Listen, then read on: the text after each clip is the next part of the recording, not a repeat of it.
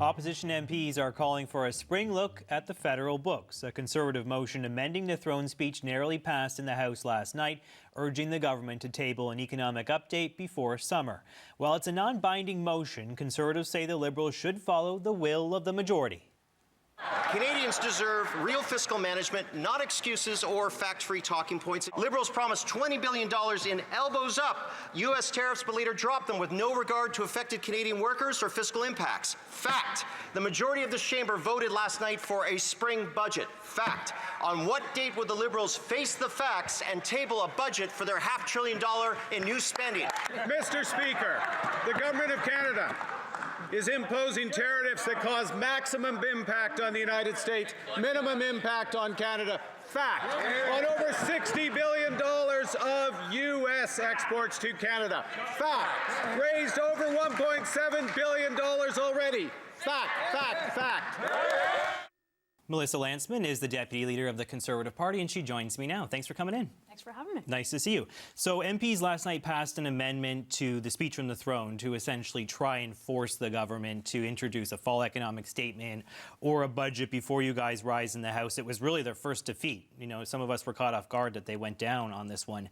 But Stephen McKinnon, the government House Leader, is not really taking this all that seriously, saying today that it was just a non-binding advisory resolution. What do you say to him? Well, look, I think this is the first indication that you'll see a government that's a lot like the last one in terms of ignoring the will of Parliament. So you have the majority of MPs passing this motion to demand that the government tables a budget, and now you have a government sort of flat out ignoring that. And I think that Canadians deserve that. We haven't had a proper accounting of the books in more than a year. It's a convention to obviously put up a budget in, and frankly, Mark Carney is the guy who said that he had a plan, and instead tabled $500 billion of estimates, which is 8% higher than the 2% cap that he talked about earlier and before tabling that. And I think Canadians deserve to know where that money's spent, how it's spent, and where the government's at. If it's such a concern, though, why was the language kind of weak, frankly, in the amendment? It was saying, you know, MPs are urging the government to introduce a budget. Why not demand, require, we need to see one? Parliament's not shade of gray. It's introduce a budget or not. Vote yes or no. There's no gray area in this. So MPs, the majority of which have said to the government, hey, table a budget. They voted for it. Canadians are demanding it by way of Parliament, and I think it's incumbent on this government to respect the will of Parliament. And I think it speaks more to the fact that they can't run a majority government, or they're going to have some problems winning votes, and they can't run this thing as if they have a majority. So I think they got to go back to the drawing board and figure out their parliamentary strategy and what they're going to do, rather than just ignore the will of Parliament. If they do ignore the will of Parliament, which seems likely, frankly, at this point they are dismissing, as I said, this amendment, how far are you willing to go to push this, to try and force them to actually present something? Look, we're elected and we're sent there as MPs on behalf of our constituencies, and MPs in that House have demanded that the government, does this thing or that thing. In this case, it's present a budget, and it's not just MPs. It's providing certainty for businesses. It's providing certainty for families. It's providing certainty at a time of great uncertainty. And if you're going to speak in platitudes and say that everything is amazing without a plan to show for it, time's going to run out on you.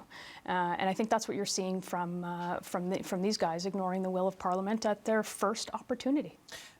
The election was only a month ago. The swearing-in ceremony was, a couple weeks ago. Parliament rises at the end of the month. Their argument is they just don't have enough time to put together a budget, to put together, an economic statement. And that the trade uncertainty with Donald Trump provides a lot of mysterious circumstances. We don't know what could happen. Look, is that not a reasonable argument? I've said this before. You cannot wait for certainty in this country to provide a proper accounting and certainty that businesses need and families need and workers need in this country. Yes, it has been a month for the election, and already They're ignoring the will of Parliament the first chance that they can get. In terms of, do they not have time to put a budget together? Well, they do. We know that convention and historically, a government has been elected and presented a budget 3 months later, in some cases 1 month later. So it's not that it's not possible, it's that they don't want to. I want to ask you about the First Minister's meeting yesterday. It was a bit of a love-in. I'm not sure how much you saw of it, but premiers left there saying it was one of the best meetings they've ever had with the Prime Minister, that things are quite different than they were under Justin Trudeau. Even Alberta's Danielle Smith seemed to have been pleased with what was discussed with Mark Carney yesterday in Saskatoon. What do you make of what transpired there between the premiers? Yeah, look, I think it's more a commentary on the last 10 years and who was at the helm and how bad the meetings could have been. I hadn't been in the room for the meetings with Trudeau, but I think this is Mark Carney falling short of his own expectation setting. Like, he came there, he said, I'm going to provide a list. We're going to have a list of shovel-ready projects or however he said. And there's no list and there's no details. And again, to provide certainty for investors to come here and actually start building the projects, to start making plans about building the projects, there's lots of things that you can say. It's not only the projects, it's pronouncements on whether you're going to kill Bill C-69 or the tanker ban, the industrial carbon tax.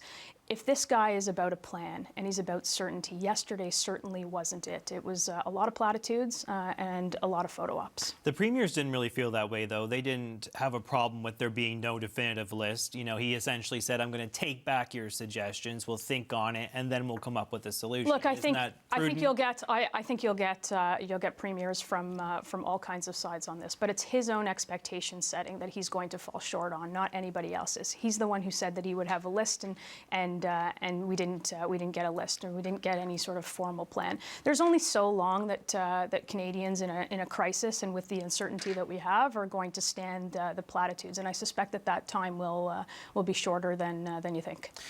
While they debate which projects to put on that list, they are also going to put forward legislation in the House of Commons to essentially streamline this process. Some of the documents we've seen to this point suggest they really do want to speed up the approvals process for major nation-building projects.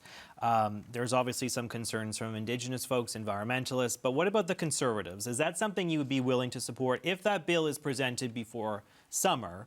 Would you sign on the dotted line? Yeah, look, before we support any bill, we'd like to see it. But they've already, in principle, of course, we've said that we would support anything that builds a pipeline, north, south, east, or west. More pipelines is better, and frankly, anything that's going to help our situation, making sure that we can, build the Canada to be resilient, stand on our own 2 feet, find different markets for our critical minerals, for our energy.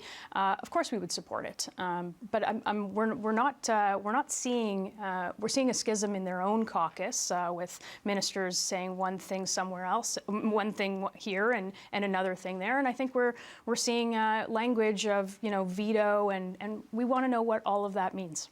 What about internal trade? Because that's obviously another big thing. One of Mark Carney's signature campaign promises was to knock down internal trade barriers. That legislation could come over the next couple of weeks as well. Chrystia Freeland was musing about having unanimous consent to pass that bill through Parliament. Again, we haven't seen anything, and this is their expectation setting. The Prime Minister said that we would have, some version of no internal trade barriers by Canada Day, and we haven't seen any legislation. We haven't seen anything more than just talk. We haven't seen a budget. We haven't seen any plans. We haven't seen a list of projects. We haven't seen any meat on the bones of anything. And I think that conversation is going to get pretty tired pretty quickly. Before I let you go, I want to ask you, too, about this fundraising call we've been reporting on today. And essentially, it's a Conservative campaigner speaking to supporters, kind of raising doubts about the judicial recounts that happened in some ridings in the last election. Do you have any concerns about how that call was handled and Look, what those I have people full are raising? confidence in Elections Canada to make sure that we have the right people who are working that election or all elections right across the country, and the right people that are elected. We'll continue to have full confidence in Elections Canada, and when it's time, we'll go back to the people to seek a mandate in another election. All right, let's leave it there. Thank you so much, Melissa Lantsman, Deputy Leader of the Conservative Party. Thanks for coming in. Thanks. We're going to take a break.